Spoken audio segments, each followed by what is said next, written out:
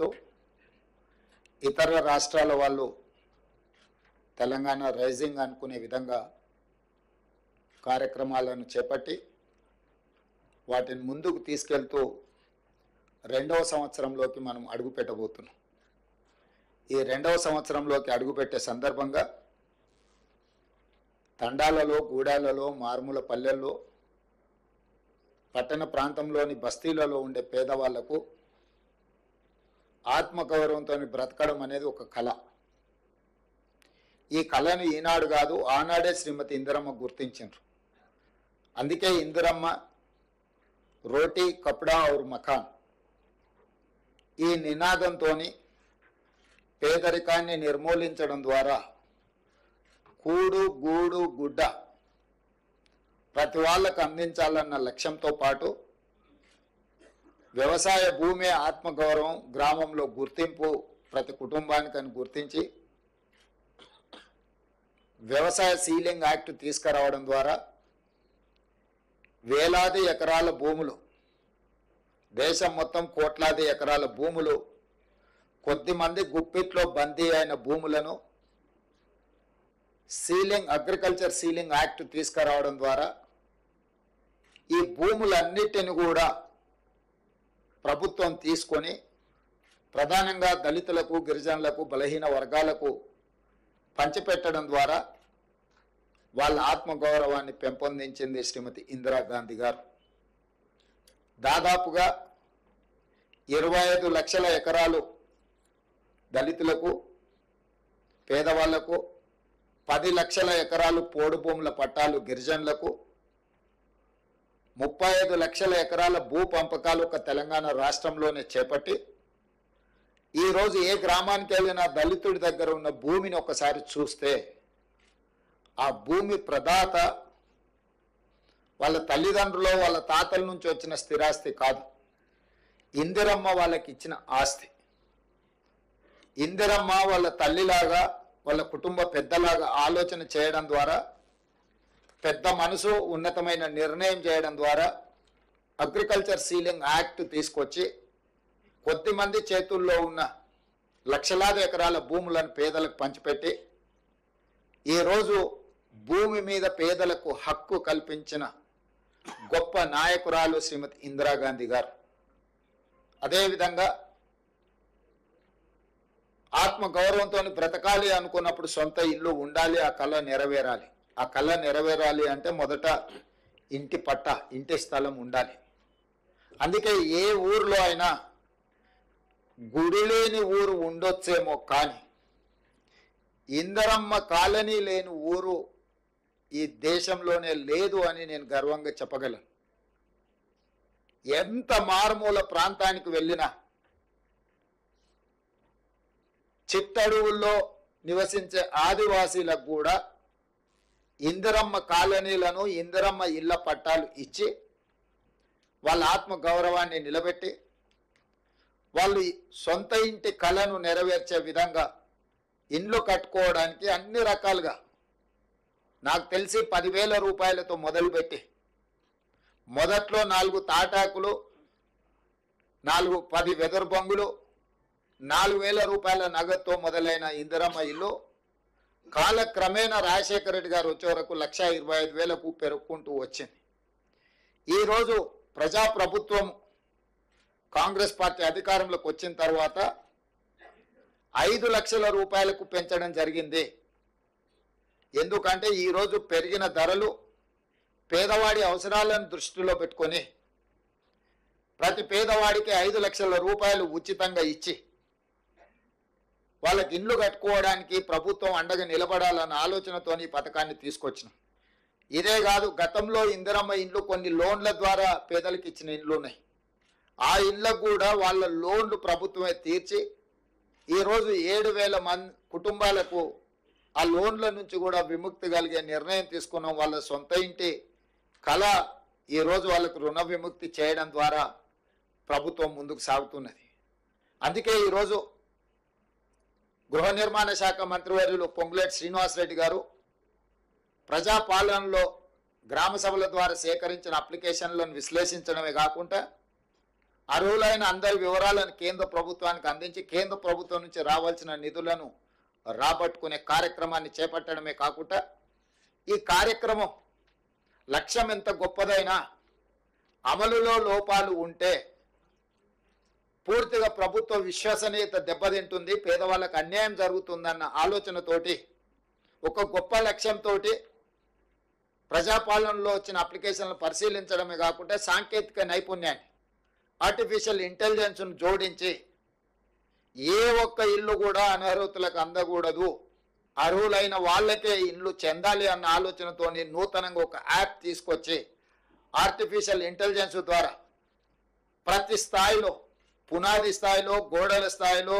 Slab స్థాయిలో, ఇల్లు పూర్తి చేసుకునే స్థాయిలో ప్రతి స్థాయిలో సాంకేతిక నైపుణ్యంతో ఈ ఇళ్ల నిర్మాణ కార్యక్రమాన్ని చేపట్టడమే కాకుండా గతంలో చంద్రశేఖరరావు గారు గత ప్రభుత్వం రద్దు చేసిన హౌసింగ్ శాఖను పునరుద్ధరించడమే కాకుండా పూర్తి స్థాయిలో సిబ్బందిని నియమించి క్షేత్రస్థాయిలో పరిశీలన చేసుకుంటూ పర్యవేక్షణలో ఈ కార్యక్రమాన్ని ముందుకు తీసుకెళ్లాలని చెప్పి ఈరోజు ప్రభుత్వం నిర్ణయం తీసుకొని యాప్ని ఈరోజు రిలీజ్ చేయడమే కాకుండా విధి విధానాలను కూడా సరళీకృతం చేసి, ఎందుకంటే ఎక్కడైనా ఎవరైనా ఆర్థిక ఏదైనా అప్పు సప్పు చేసి కుటుంబంలో ఇద్దరో ముగ్గురు ఉంటే ఇంకా కొంచెం మంచిగా కట్టుకోవాలనుకున్నప్పుడు వాళ్ళకు వెసులుబాటు ఇంటి స్థలం ఒకవేళ ఉంటే ప్రభుత్వం ఇచ్చే సంక్షేమ పథకంతో పాటు వాళ్ళు అదనంగా ఒక గది నిర్మించుకున్నా కూడా ఎలాంటి అభ్యంతరాలు పెట్టొద్దు, తద్వారా వాళ్ళు ఇంకా ఉన్నతంగా బ్రతకడానికి అవకాశం ఉంటుందని చెప్పి పేదలకు వెసులుబాటు కల్పించాలన్న ఆలోచన సూచన మా మంత్రి గారు చేయడంతో ఉప ముఖ్యమంత్రి గారు నేను కూడా ఇది మంచి సూచన అని చెప్పి వాటిని ఆమోదించడం జరిగింది.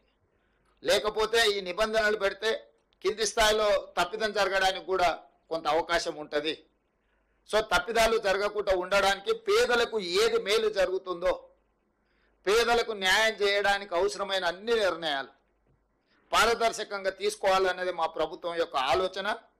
ఆ ఆలోచనలో భాగంగా మొదటి సంవత్సరము ప్రతి నియోజకవర్గానికి 3,500 ఇండ్ల కేటాయింపులో భాగంగా 4,50,000 ఇండ్లకు 5 లక్షల రూపాయలతోని పరిపాలన అనుమతి ఇవ్వడం జరిగింది. ఈరోజు ఈ యాప్ను ప్రవేశపెట్టడం ద్వారా లబ్ధిదారుల ఎంపిక ప్రక్రియ పారదర్శకంగా సరళీకృతంగా జరగడానికి అవకాశం కలిగింది. అందుకే ఈరోజు తెలంగాణ పేదలందరికీ ఇది ఒక పండుగ. ఇందిరమ్మ రాజ్యంలో నిజంగా పేదలు ఇంటి ముందు వెలుగులతో పండుగ చేసుకునే సందర్భము. పెద్దలు అందుకే అన్నారు, ఇల్లు కట్టి చూడు పెళ్లి చేసి చూడు అని. ఇల్లు కట్టించే బాధ్యత మేము తీసుకుంటాము. ఇంట్లో యుక్త వయస్కు పెళ్లికి వచ్చిన వాళ్ళ బాధ్యతను పెళ్లి చేసి ఆ కుటుంబ సభ్యులు తీసుకోవచ్చు. ఎందుకంటే ఈ ఇల్లు కట్టుకొని ఆత్మగౌరవంతో వారి ఇంటి ముందే వాళ్ళ పండుగ కార్యక్రమాలను చేపట్టుకోవడానికి ఇది అవకాశం ఇస్తుంది. అదేవిధంగా ఈరోజు మీరు అనుకోవచ్చు లబ్ధిదారులు చాలామంది ఉన్నారు, ఏ రకంగా ఎంపిక చేస్తారని. అత్యంత నిరుపేదలు మొదటి ప్రాధాన్యత. అత్యంత నిరుపేదల్లో దళితులు, గిరిజనులు, ఆదివాసీలు, వ్యవసాయ కూలీలు, పారిశుద్ధ్య కార్మికులు, దివ్యాంగులు, ట్రాన్స్జెండర్లు, నిరుపేదలే చాలామంది ఉన్నప్పుడు ఇందులో ప్రాధాన్యత దళితులు, గిరిజనులు, ఆదివాసీలు, వ్యవసాయ కూలీలు, పారిశుద్ధ్య కార్మికులు, దివ్యాంగులు, ట్రాన్స్జెండర్లు, వీళ్ళకి మొదటి ప్రాధాన్యత ఇవ్వడం జరుగుతుంది వరుస క్రమంలో. ఎందుకంటే ఒక ప్రాధాన్యత అంటూ లేకపోతే రాజకీయ పైరవీలకు ఒత్తిడికి అవకాశం ఉంటుంది. ఈ ప్రాధాన్యత క్రమంలో వీళ్ళకి కేటాయించడం జరుగుతుంది. ఇదే కాకుండా ఐటీడీఏ ప్రాంతాలు, ఆదివాసీలు నివసించే ప్రాంతంలో ఆనాడు ఎప్పుడో ఇందిరమ్మ సమయంలో లేదా ఎన్టీఆర్ సమయంలో లేదా రాజశేఖర రెడ్డి గారి సమయంలో ఇచ్చిన కొద్దిపాటి ఇల్లే ఆదివాసీలకు వచ్చినాయి.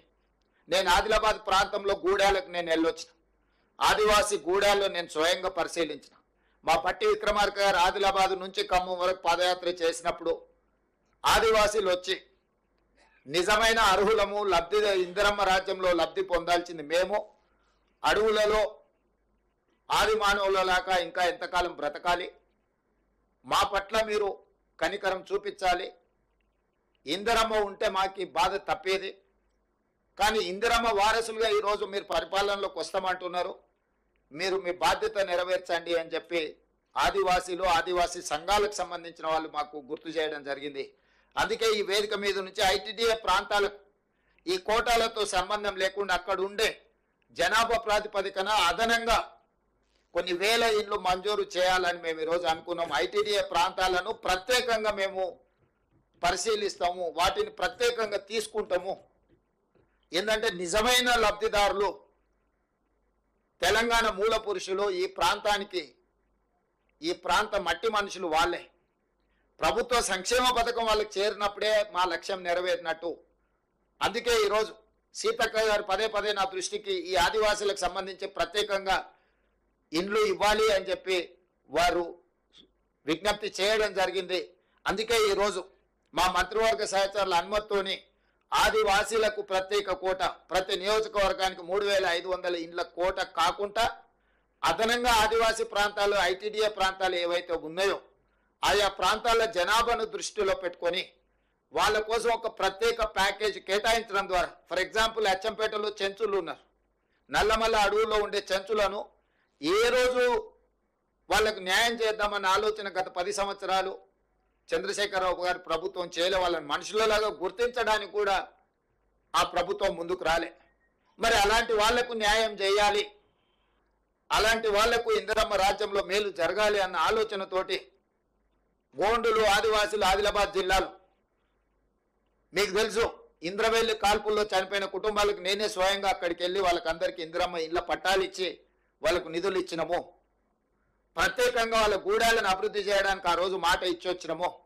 అది ఖమ్మం భద్రాచలం కావచ్చు, లేదా ఉట్నూరు ప్రాంతం కావచ్చు, ఎన్ని ఐటీడీఏ ప్రాంతాలు ఉన్నాయో ఐటీడీఏ ప్రాంతాలను ప్రత్యేకంగా ప్రభుత్వము పరిగణిస్తుంది. వాళ్ళకు మేలు చెయ్యడానికి ఆ పేదలకు ప్రత్యేకమైన ప్యాకేజ్ ఇవ్వడం ద్వారా మొట్టమొదట వాళ్ళ ఆత్మవిశ్వాసంతో బ్రతికే విధంగా ఈ ప్రభుత్వం మా కోసమే ఉన్నది, ఈ ప్రభుత్వం మా ప్రభుత్వం అని ఆదివాసీలు భావించే విధంగా వారికి ప్రత్యేకంగా నిధులను విడుదల చేస్తాం, లబ్ధిదారులను ఎంపిక చేస్తామని చెప్పి కూడా నేను ఈ సందర్భంగా స్పష్టంగా చెప్పదలుచుకున్నాను.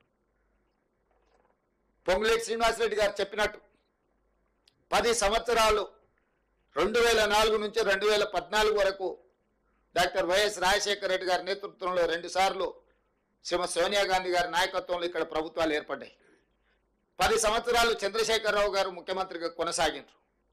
నేను ఈరోజు సూటిగా వాళ్ళని ప్రశ్నించడమే కాదు ప్రజలకు వివరించదలుచుకున్నా. 2004 నుంచి 2014 వరకు కాంగ్రెస్ పార్టీ అధికారంలో ఉన్నప్పుడు పేదలకు 25,04,000 ఇందిరమ్మ ఇండ్ల పంపకాలు తెలంగాణ రాష్ట్రంలో ఇవ్వడం జరిగింది. 25,04,000 ఇండ్లు 2004 నుంచి 2014 వరకు కాంగ్రెస్ పార్టీ అధికారంలో ఉన్నప్పుడు పేదలకు మేము ఇందిరమ్మ ఇండ్లు ఇచ్చినాము. ప్రత్యేక తెలంగాణ రాష్ట్రం ఏర్పడ్డదే పేదవాళ్ల కోసం, పేదవాళ్ల బలిదానాలతో, పేదవాళ్ల త్యాగాలతో, పేదవాళ్ల పోరాటాలతో. పేదవాళ్ళే అన్ని కష్టాలను ఎదుర్కొని తెలంగాణ రాష్ట్రం తెచ్చుకుంటే ఆ పేదవాళ్లకు చంద్రశేఖరరావు గారు ఇస్తాన్న డబుల్ బెడ్రూమ్ ఇండ్లు 1,52,000 అని ఇప్పుడే మా మంత్రి గారు చెప్పారు. అందులో 60-65 పూర్తి చేసిన, మిగతా అర్ధాంతరంగా ఆగిపోయినాయి. ఇప్పుడు వాటిని పూర్తి చేసే బాధ్యత మేము తీసుకున్నాం. నిన్నగాక మొన్ననే వాటిని పూర్తి చేయడానికి దాదాపుగా 195 కోట్ల నిధులను వారు అసంపూర్తిగా వదిలేసిపోయిన డబుల్ బెడ్రూమ్ ఇళ్లను పూర్తి చేయడానికి కూడా 195 కోట్ల రూపాయలను మా ప్రభుత్వం విడుదల చేసింది. వారు మేమే కట్టినాం మీరు మూసీ నదిలో పేదలకు ఇస్తున్నాయి మేమే అని మీరు అర్ధాంతరంగా ఎక్కడక్కడ వదిలేసి పోయినరు. 10 సంవత్సరాలు ఏ రోజు కూడా మీరు వాటి మీద దృష్టి పెట్టలేదు. ఆ పేదల్ని మనుషులలాగానే మీరు చూడడానికి ఇష్టపడలేదు. కానీ మీకు కావలసిన ప్రగతి భవన్ను 9 నెలల్లో పూర్తి చేసుకున్నారు. మీకు కావలసిన వాస్తు కోసం నిర్మించుకున్న సచివాలయం 9 సంవత్సరాలలో పూర్తి చేసుకున్నారు. మీకు కావలసిన ఫామ్ హౌజులు, అది గజ్వేల్లో కావచ్చు, జన్వాడలో కావచ్చు, లేకపోతే మొయినాబాద్లో కావచ్చు, వివిధ ప్రాంతాలలో 100 ఎకరాలలో ఫామ్ హౌజులు పూర్తి అయిపోయినాయి. మీ రాజకీయ పార్టీలకు 33 జిల్లాలలో ఎకరాల కొద్ది నినాక మన్ననే హైకోర్టులో చర్చకు వచ్చినప్పుడు ఎకరాలల్లా బీఆర్ఎస్ భవనాలను నిర్మించుకున్నారు, భూములను కేటాయించుకున్నారని కోకాపేటలో 11 ఎకరాల భూ కేటాయింపుతో పాటు 33 జిల్లాలల్లా మీ పార్టీ కార్యాలయాలను కోట్ల రూపాయలు పెట్టి మీరు నిర్మించుకున్నారు. మీ భవనాలను నిర్మించుకోవడానికి, మీ ఫామ్ హౌస్లను నిర్మించుకోవడానికి, మీ పార్టీ కార్యాలయాలను నిర్మించుకోవడానికి చూపించిన శ్రద్ధ, కేటాయించిన నిధులు, తీసుకున్న భూములు, పేదవాళ్ళ పట్ల మీరు చిత్తశుద్ధి చూపించలేదు. స్పష్టంగా మీ ప్రాధాన్యత మీరే. మీ ప్రాధాన్యత మీ భవనాలు, మీ ఫామ్ హౌజులు, మీ పార్టీ కార్యాలయాలే. మీరు పేదల కోసం ఇస్తా అని హామీ ఇచ్చిన డబుల్ బెడ్రూమ్ ఇండ్లు కాదు. ఎన్నికల సందర్భంగా చంద్రశేఖరరావు గారు పదే పదే చెప్పినారు, ఇందిరమ్మ ఇండ్లను డబ్బా ఇండ్లతో పోలుస్తూ డబ్బా ఇండ్లు వద్దు, డబుల్ బెడ్రూమ్ ఇండ్లు ముద్దు. అల్లుడు సాడ్ ఉంటాడు, కొడుకు కోడలు ఉంటే ఆడుంటారు. పండుగ పూటనాడు కోడి పిల్లను కుక్క పిల్లను ఉంటే ఏడగట్టేసుకుంటారు, మేక పిల్లు ఉంటే ఏడబెడతారు. ఇట్లాంటి అద్భుతమైన ఉపన్యాసాలు చెప్పిండు. కానీ 10 ఏళ్ళైనా మరి కొడుకు కోడలతో పాటు బిడ్డ అల్లుడు పండుగ పూట వస్తే ఏడుండాలనో ఇంతవరకు ఏది నిర్మించి చూపెట్టలేదు. మేక పిల్లకు కోడి పిల్లకు దారే చూపించలేదు. కానీ బెల్ట్ షాపులు మాత్రం బస్తీల ప్రతి కాలనీలో మాత్రం సంపూర్ణంగా ఏర్పాటు చేయించిండు. ఎక్కడ కూడా లేకపోతే ఎతికి మరి వాటిని తెరిపించిండు. అంటే ఈ విధానము 10 సంవత్సరాలు పరిపాలన చేసి రాష్ట్రాన్ని పూర్తిగా అధోగతి పాలు చేసి ఆనాడు 2014 జూన్ 2 నాడు 16,000 కోట్ల రూపాయల మిగులు బడ్జెట్తో చంద్రశేఖరరావు గారికి రాష్ట్రాన్ని కాంగ్రెస్ పార్టీ అప్పజెప్పింది. ఆనాడు తెలంగాణ బిల్లు ఆమోదించడంలో క్రియాశీలక పాత్ర పోషించిన ఆనాటి ఉమ్మడి శాసనసభ డిప్యూటీ స్పీకర్గా బట్టి విక్రమార్క గారు కుర్చీలో కూర్చొని బిల్లును ఆమోదింపజేసిన తెలంగాణ రాష్ట్ర చర్చ వచ్చినప్పుడు వారు డిప్యూటీ స్పీకర్గా నాకు అవకాశం ఇస్తే నేను చాలా విషయాలు సభలో ప్రస్తావించిన. ఈ రోజు కూడా అవి లైవ్లో ఉంటాయి, మీరు ఒకసారి చూడొచ్చు. సో ఆనాడు కేశవరావు గారు కానీ వీళ్ళందరూ ఒక సామాజిక బాధ్యతగా ఆలోచన చేసి ఖచ్చితంగా తెలంగాణ రాష్ట్రం రావాలి అని పార్టీ విధానాలు కొంత ఆలస్యం అయితే కూడా వాళ్ళు ఒత్తిడి తీసుకొచ్చి రాష్ట్రాన్ని సాధించిండ్రు. రాష్ట్రాన్ని సాధించడమే కాకుండా మిగులు రాష్ట్రంగా 16,000 కోట్ల రూపాయల మిగులు బడ్జెట్తో మీకు రాష్ట్రాన్ని అప్పచెప్పడం జరిగింది. 60 సంవత్సరాలు పరిపాలించిన కాంగ్రెస్ పార్టీ 16,000 కోట్ల రూపాయల మిగులు బడ్జెట్తో చంద్రశేఖరరావు గారికి తెలంగాణ రాష్ట్రాన్ని అప్పచెప్తే సరిగ్గా 10 సంవత్సరాలల్లా ఇదే చంద్రశేఖరరావు గారు 7 లక్షల కోట్ల రూపాయలు అప్పు చేసి తిరిగి మాకు రాష్ట్రాన్ని అప్పచెప్పిండు. 1000 ఎకరాల భూములను అమ్మేసిండు. ఈ అప్పులే కాదు, లక్షల ఎకరాల పేదవాళ్ళ భూములను వారు గుంజుకున్నారు. నేను వాటన్నిటి లోతుకు పోదలుచుకోలే. నేను ఒకటే మాట ఏం చెప్పదలుచుకున్నా అంటే పరిపాలన పట్ల ఉన్న చిత్తశుద్ధి 60 సంవత్సరాలు పరిపాలించి 25 లక్షల ఇందిరమ్మ ఇండ్లు ఇచ్చి 35 లక్షల ఎకరాల భూములు పేదలకు పంచిపెట్టి ఇన్ని యూనివర్సిటీలు, ఇన్ని రోడ్లు, ప్రతి గ్రామానికి కరెంటు, తాగునీరు, సాగునీరు, శ్రీశైలం, నాగార్జున సాగర్, శ్రీరామ్ సాగర్ లాంటి ప్రాజెక్టులను పూర్తి చేసి జూరాల, భీమా, నెట్టంపాడు లాంటి ప్రాజెక్టులను చేసి ప్రాణహిత చేవెళ్లను ప్రారంభించి పాలమూరు రంగారెడ్డి ఎత్తిపోతల ప్రాజెక్టును కొనసాగించి కల్వకుర్తి ఎత్తిపోతలను చివరి దశకు పూర్తి చేయడానికి తీసుకొచ్చి ఇన్ని కార్యక్రమాలను చేసి హైదరాబాద్ నగరంలో ఔటర్ రింగ్ రోడ్డు నిర్మించి అంతర్జాతీయ ఎయిర్పోర్టును ఏర్పాటు చేసి హైటెక్ సిటీ నిర్మాణాలు జరిగి హైదరాబాద్కు కృష్ణా గోదావరి జలాలను తాగునీటిని తరలించి హైదరాబాద్ నగరంలో మెట్రోను విస్తరించి ఇన్ని రకాల కార్యక్రమాలు చేపట్టి రాజీవ్ స్వగృహం మీద కూడా దాదాపుగా 25 లక్షల ఇల్లు పట్టణ ప్రాంతాలలో ఉన్న వాళ్ళకు కూడా కేటాయించడం జరిగింది. ఇన్ని కార్యక్రమాలు, అభివృద్ధి కార్యక్రమాలు, సంక్షేమ పథకాలు, పెన్షన్స్ కావచ్చు, రాజీవ్ ఆరోగ్యశ్రీ కావచ్చు, ఫీజు రియంబర్స్మెంట్ కావచ్చు, ప్రతి విషయంలో సంక్షేమాన్ని, అభివృద్ధిని 2 కళ్ళలాగా భావించి 60 సంవత్సరాలు పరిపాలించి జూన్ 2, 2014 నాడు 16,000 కోట్ల రూపాయల మిగులు బడ్జెట్తో చంద్రశేఖరరావు గారికి మేము అప్పగించడం జరిగింది. సరిగ్గా 10 ఏళ్లలో రాష్ట్రాన్ని ఆర్థిక సంక్షోభంలోకి నెట్టేసి 7 లక్షల కోట్ల రూపాయల అప్పు చేసి అప్పు మిత్తి చెల్లించడానికి మళ్ళీ అప్పు చేసే పరిస్థితి కల్పించి మా చేతికి రాష్ట్రాన్ని అప్పచెప్తే వాస్తవాలను గ్రహించి శాసనసభలోనే ఆర్థిక మంత్రి గారు, ఉప ముఖ్యమంత్రి గారు వైట్ పేపర్స్ ప్రవేశపెట్టి అక్కడి నుంచి ప్రయాణం మొదలుపెట్టి ఒక్కటొక్కటిగా సర్దిద్దుకుంటూ జరిగిన తప్పిదాలను సవరించుకుంటూ ఎవరి మీదనో ఆరోపణలు చేసుకుంటూ ఎవరినో నిందించుకుంటూ కాలం గడపకుండా ఒక మంచి పరిపాలన విధానంతో ఒకటొక్కటిగా పరిష్కరించుకుంటూ మేము ముందుకు వస్తున్నాము. ఈ కార్యక్రమాలు చేపట్టినప్పుడు ప్రతిపక్షంగా మాకు సహకరించాలి, కొంత సమయం ఇవ్వాలి. ఎక్కడైనా ఏదైనా వాళ్ళకి ఇంతకంటే బాగా పనిచేయడానికి అవకాశం ఉందన్నప్పుడు సూచన చేయాలి.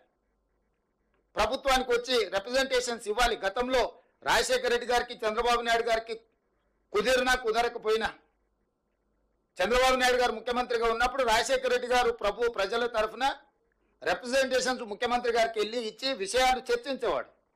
తిరిగి రాజశేఖర రెడ్డి గారు ముఖ్యమంత్రి అయిన తర్వాత సేమ్ చంద్రబాబు నాయుడు గారు మళ్ళీ ప్రజల తరఫున పబ్లిక్లో తిరిగినప్పుడు వారి దృష్టికి వచ్చిన విషయాలు నివేదికల రూపంలో ముఖ్యమంత్రులకు ఇచ్చి ప్రభుత్వాలకు సూచన చేసేవాడు.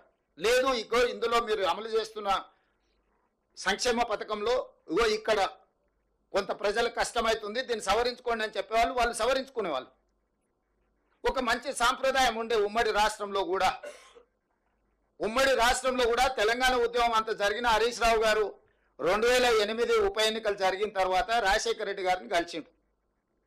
ఆ రోజు బొకే ఇచ్చి రాజశేఖర రెడ్డి గారిని కలిసిన తర్వాత హరీష్ రావు గారు పార్టీ మారుతున్నాడు, మామను వెన్నుపోటు పొడిచి ప్రభుత్వంలోకి పోతున్నాడని పెద్ద చర్చ వచ్చింది. వారు బయటకు వచ్చి ఏం వివరణ ఇచ్చిండ్రు? లేదు సిద్దిపేటకు డిగ్రీ కాలేజ్ కావాలని నేను డాక్టర్ వైఎస్ రాజశేఖర రెడ్డి గారిని కలిసిన, నా నియోజకవర్గ అభివృద్ధి కోసం నేను ఆనాటి ముఖ్యమంత్రిని కలిసిన అని వారు వివరణ ఇచ్చుకున్నారు. నేను వారి వివరణని తప్పుపట్టట్లేదు, ఆ వివరణ లోతుకు నేను వెళ్ళదలుచుకోలేదు.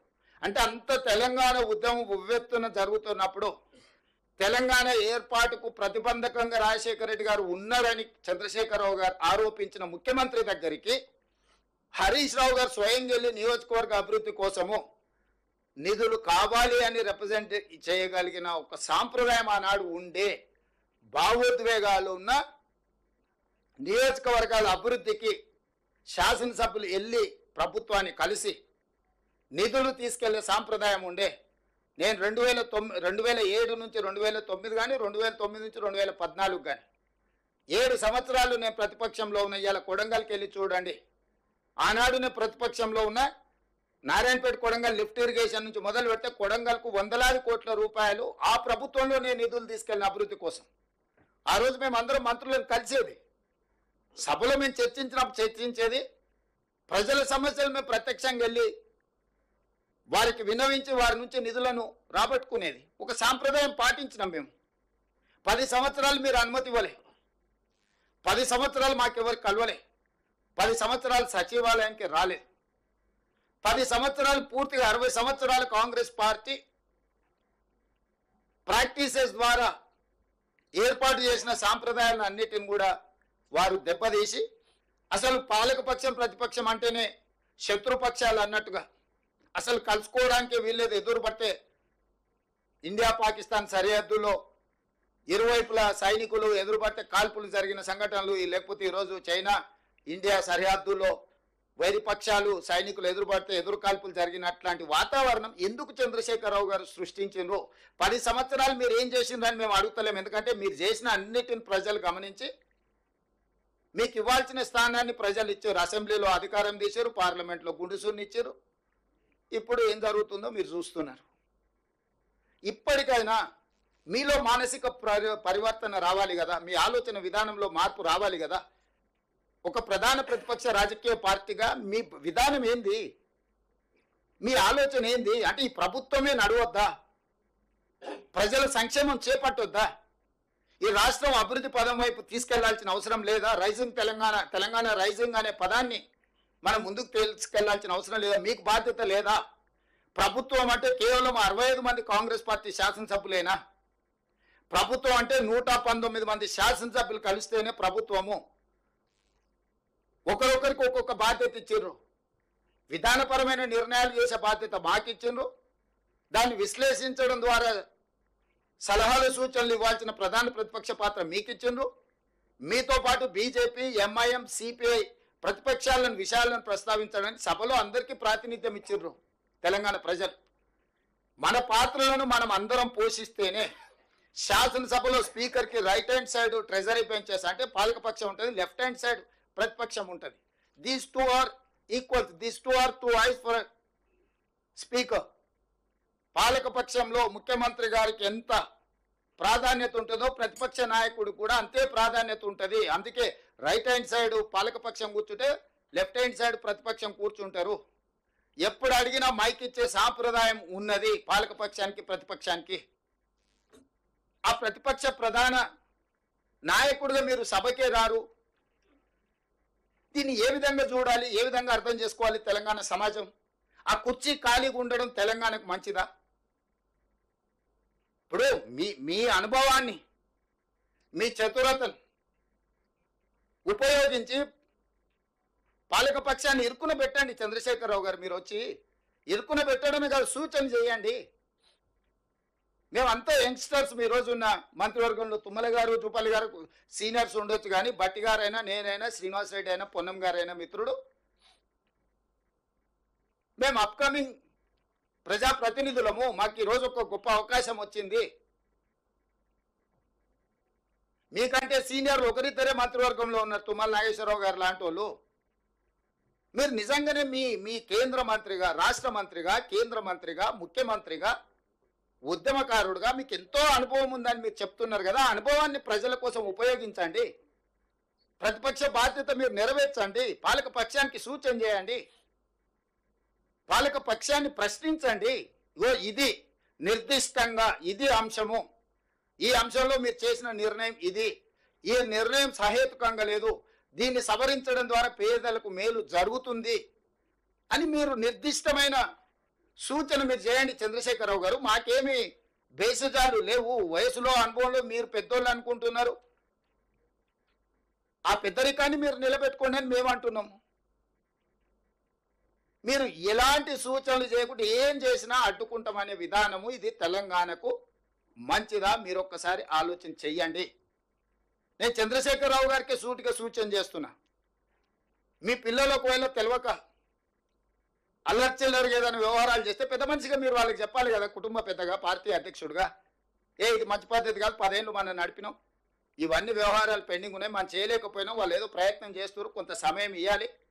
ఎందుకు ఇట్లా మీరు ఏది పడితే అది మాట్లాడుతున్నారు? మన పిల్లలు స్కూల్లో పక్కల పిల్లల్ని కొట్టేస్తానో, ఆ పక్క పిల్లలు పెన్సిలో రబ్బరు ఎత్తుకొస్తానో, తల్లిదండ్రులు మనం ఏం చెప్తాం? ఇట్లా తప్పు చేయదు. పక్కోడు హోంవర్క్ చేసుకుంటూ ఆ నోట్బుక్లో పేజీలు చించుకొని చించి చెత్తబుట్టలు వేసిరు అనుకో, వీడు హోంవర్క్ చేయడు. పక్కోడు నోట్బుక్లో నేను స్కూల్లో ఉన్నప్పుడు చూసేది, క్లాస్ టీచర్కి నా హోంవర్క్ గురించి అడిగితే పక్కోళ్ళు చేసి మనం చేయకపోతే మనం తిడతారని కొంతమంది పిల్లలు మన నోట్బుక్ ఆడబెట్టి పక్కకు పోవంగాని మనం చేసిన హోంవర్క్ పేజీలు చించేసి బయట వాడేసి వచ్చేటోళ్ళు. ఎందుకంటే వాడు చేయలేదు, నేను చేయలేదు, ఇద్దరం సమానమే. ఇక వేరే వేరే లాగా టీచర్ చూడదు కదా, చేసినోడు ఉంటే చేయనోడి సంగతి తెలుస్తుంది కదా. సేమ్ అట్లనే మీ పిల్లలు ఇద్దరిని మా మీదకి ఉసిగొల్పి ఎందుకు ఇట్లా చేస్తున్నారు చంద్రశేఖరరావు గారు? పెద్దరికం నీకు మంచిదా? తెలంగాణ సమాజంలో నువ్వే పెద్ద మనిషిని చెప్పుకుంటున్నావు కదా, మాకేం అభ్యంతరం లేదు. మీకంటే పెద్ద మనిషి కేశవరావు గారి పక్కలు ఉన్నారు. అయినా మేము ఎప్పుడు కూడా కేశవరావు గారు కూడా మిమ్మల్ని ఏమి తక్కువ చేసినట్టో లేకపోతే మీరు చేస్తున్న తప్పని ఎప్పుడు అనలేదు కదా. సో మీరు ఎందుకు పెద్దరికం నిలబెట్టుకోవడం లేదు? మీ పిల్లలకి ఎందుకు సూచన చేస్తలేరు? మీ పిల్లలు ఏంది తులువ పనులు ఇవన్నీ? ఇట్లా తులువ పనులు చేసేటప్పుడు నియంత్రించాల్సిన బాధ్యత మీకు లేదా? నేను గతంలో కూడా చెప్పినా, మళ్ళీ చెప్తున్నా. రామాయణంలో విశ్వామిత్రుడు తపస్సు చేసినప్పుడు మారీచుడు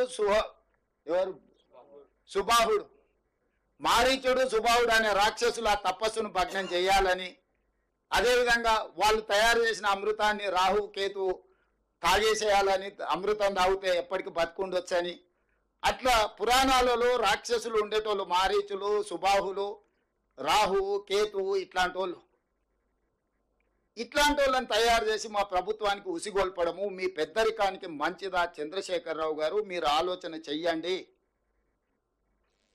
మేము మిమ్మల్ని ఏం అనుమానించి మీ పట్ల మేము అభ్యంతరకరంగా వ్యవహరించింది ఏం లేదే. రాష్ట్ర అవతరణ దినోత్సవానికి మా అధికారికంగా మేము ప్రోటోకాల్ మిమ్మల్ని ఇన్వైట్ చేయడానికి వచ్చినాం. రేపు డిసెంబర్ 9 నాడు తెలంగాణ తల్లి విగ్రహావిష్కరణ ఉంది సచివాలయంలో. మా హైదరాబాద్ ఇన్ఛార్జ్ మినిస్టర్ పొన్నం ప్రభాకర్ గారు, ఇతర శాసనసభ్యులు స్వయంగా వెళ్ళి ప్రధాన ప్రతిపక్ష నాయకుని ఆ కార్యక్రమానికి ఆహ్వానిస్తారు. మీరు రాండి. ఇది మనందరం కలిసి చేసుకునే పండగ, మనందరం కలిసికట్టుగా ఉన్నామని కనిపించే పండుగ. తమిళనాడు ఒక్కసారి చూడండి, ఎన్ని రాజకీయాలు ఉన్నా స్టేట్ ఇష్యూ వస్తే తమిళనాడులో ఉండే 39 మంది ఎంపీలు ఒక్కటై ఢిల్లీ మీద కొట్లాడి ఆ రాష్ట్రానికి రావాల్సిన నిధులు, జల్లికట్టు వాళ్ళ సాంప్రదాయబద్ధమైన ఒక అంశం వచ్చినప్పుడు మూకుమ్మడిగా అందరు ఏకమై నించోని నిలబడి కొట్లాడి తమిళనాడు వాళ్ళు వాళ్ళకి కావాల్సినవి రాబట్టుకుంటున్నారు. ఆ స్ఫూర్తి తెలంగాణలో ఎందుకు కొరవడుతుంది? పార్లమెంటు సమావేశాలు వచ్చినప్పుడు ప్రతిపక్ష నాయకుడిగా మీరు కూడా రాండి, మన ఎంపీలకు దిశ నిర్దేశించేద్దాం.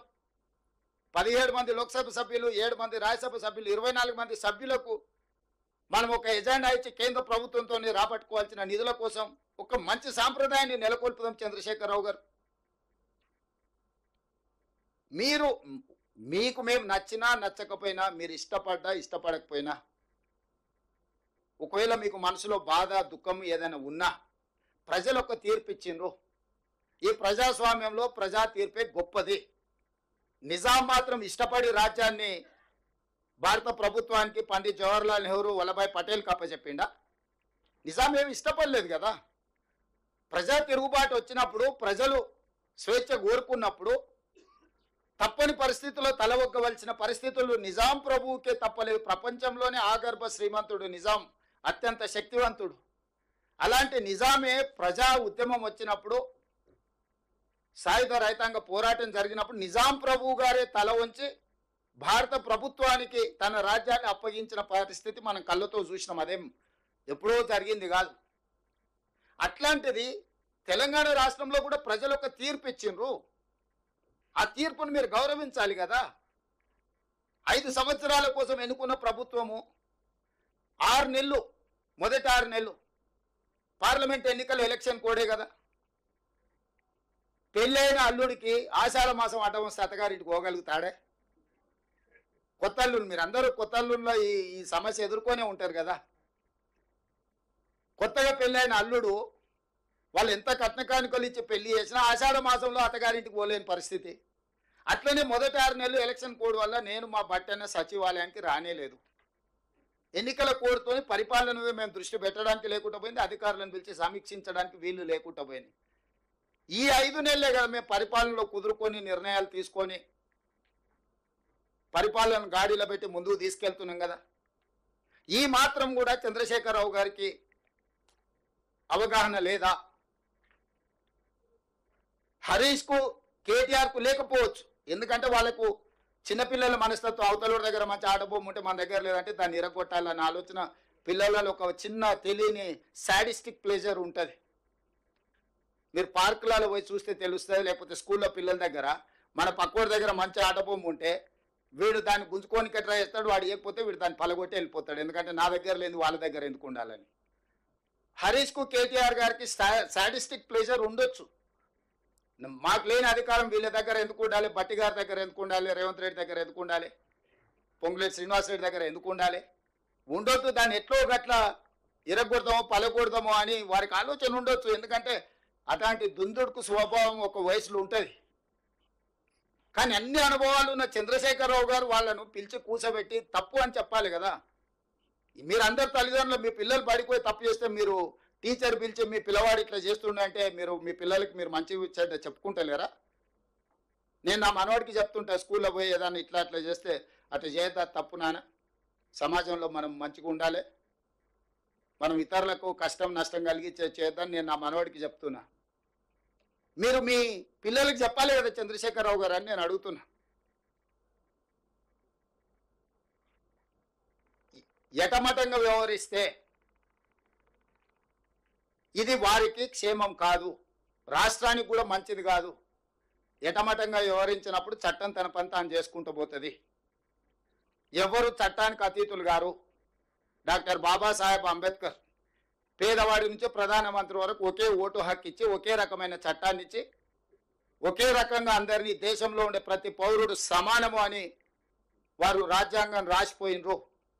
దాన్నే మనం ఈ 75 సంవత్సరాల నుంచి అదే బైబుల్గా, అదే భగవద్గీతగా, అదే ఖురాన్గా అన్ని మతాలు దాన్నే ఒక ఆదర్శంగా తీసుకొని, రాజ్యాంగాన్ని ఆదర్శంగా తీసుకొని ముందుకు వెళ్తున్నాము. ఈ సచివాలయాన్ని కూడా మా ఒత్తిడితో డాక్టర్ బాబాసాహెబ్ అంబేద్కర్ గారి పేరు పెట్టాల్సిన పరిస్థితి చంద్రశేఖరరావు గారికి వచ్చింది.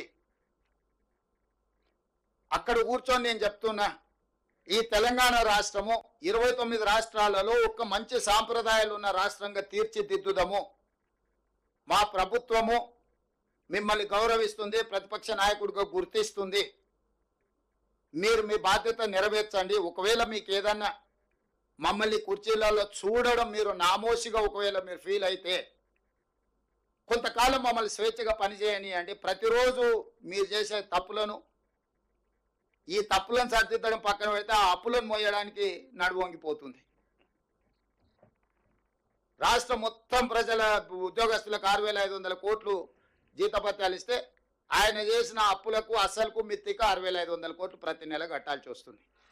మేము చేసిందే 52,000 కోట్ల అప్పులని మేము విడుదల చేస్తే 1,00,000 కోట్ల అప్పులు చేసిందని బుకాయిస్తాడు. అంటే ఇట్లాంటివన్నీ కూడా ప్రతిపక్ష పార్టీగా మీకు మంచిది కాదు. మీరు 10 సంవత్సరాలు ప్రభుత్వంలో ఉన్నారు. మీరు ఈ 10 సంవత్సరాల పరిపాలనలో మీరు చేసిన తప్పులను సవరించుకుంటూ, మీరు చేసిన అప్పులను కట్టుకుంటూ పరిపాలన గాడిన పెట్టాలనుకుంటున్నాము. ఈరోజు ఇందిరమ్మ ఇండ్లు కేటాయించడం ద్వారా, అదేవిధంగా ప్రతి మండల కేంద్రంలో ఒక మోడల్ హౌస్ కట్టడానికి అనుమతి ఇస్తున్నాం. ఎందుకంటే ఏ విధంగా కట్టుకోవచ్చు, ఒక మోడల్ హౌస్ ప్రతి మండల కేంద్రంలో కట్టే పేదలు వచ్చి ఆ మోడల్ హౌస్ను చూసుకున్నారనుకో, ఎందుకంటే వాళ్ళకి స్వేచ్ఛ ఇచ్చిన వాళ్ళు కట్టుకోవడానికి. అదే సందర్భంలో మండల కేంద్రంలో ఒక మోడల్ హౌస్ కడతాం, ఇందిరమ్మ మోడల్ హౌస్. దాన్ని చూడడం ద్వారా వాళ్ళు ఎట్లా ప్రతి ఇంచ్ ఎట్లా ఉపయోగించుకోవచ్చో, ప్రతి ఇంచ్ వాళ్ళ ఇంట్లో వాళ్ళు ఎట్లా వినియోగించుకోవచ్చో, వాళ్ళ కిచెన్ కానీ, బెడ్రూమ్ కానీ, అటాచ్డ్ బాత్రూమ్ కానీ, హాల్ కానీ ఏ రకంగా మెటిక్యులస్గా డిజైన్ చేయించవచ్చో, మంచి సాంకేతిక నైపుణ్యం ఉన్న ఆర్కిటెక్ట్స్తో కొన్ని డిజైన్ చేసినాం. ఇక్కడ డిజైన్స్ కూడా మేము ముందర డిస్ప్లే చేసినాం. వాటిని చూసుకోవడం ఇట్లానే కట్టాలనే నిబంధన లేదు, కానీ ఎట్లా కట్టుకుంటే బాగుంటుందో కూడా ఒక మోడల్ హౌస్ ప్రతి మండల కేంద్రంలో నిర్మించాలని నిర్ణయం తీసుకున్నాం. నిరుపేదలకు ఎవరైనా మండల కేంద్రానికి వచ్చినప్పుడు ఆ మోడల్ హౌస్ను చూసుకొని పోయే విధంగా ఏర్పాటు చేస్తాం. ఇది ఒక మంచి కార్యక్రమం.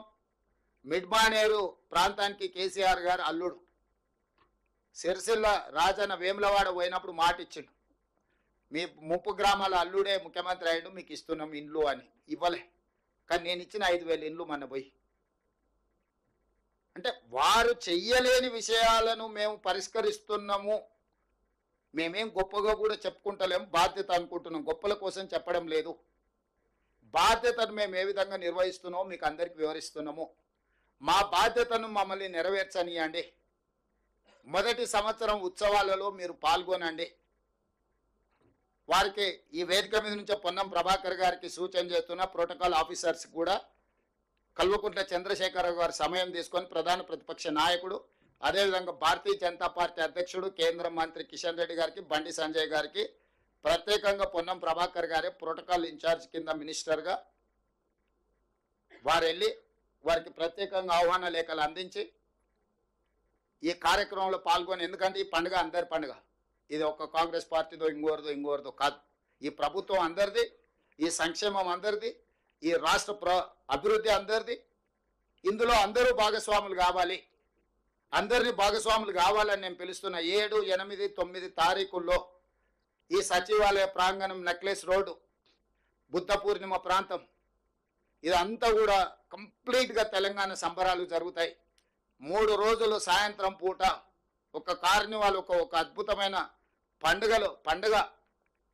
పండుగ వాతావరణాన్ని ఇక్కడ ఉప ముఖ్యమంత్రి బట్టి విక్రమార్క గారి నేతృత్వంలో తెలంగాణ కవులు, కళాకారులు, తెలంగాణ సంస్కృతి, తెలంగాణ పిండి వంటలు, మహిళా సంఘాల గ్రూపులు, ఇవన్నీ కూడా ఈ ప్రాంతానికి ప్రతిరోజు సాయంత్రము ఒక మంచి వాతావరణం.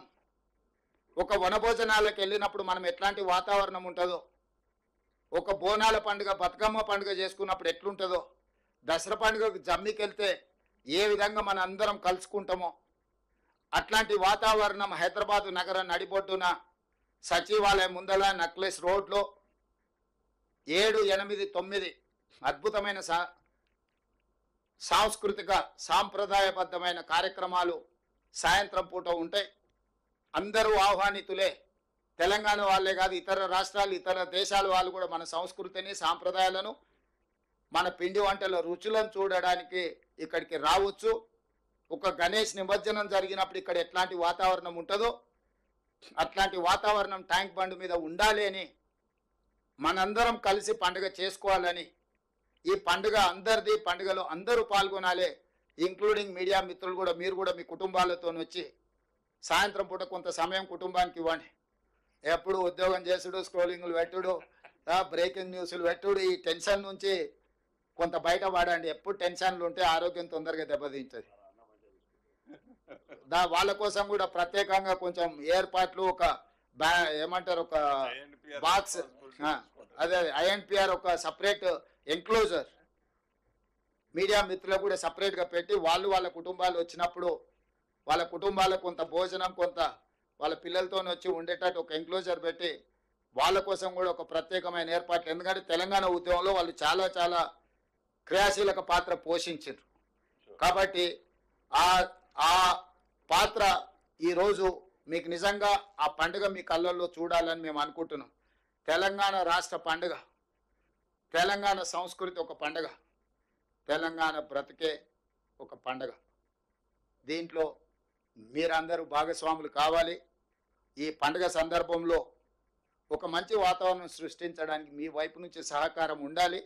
ఇంకా 4 సంవత్సరాలు ఉంది. ఏమైనా విషయాలు ఉంటే చర్చించుకుందాం. 9 తారీఖు తర్వాత అసెంబ్లీ ఉంటుంది.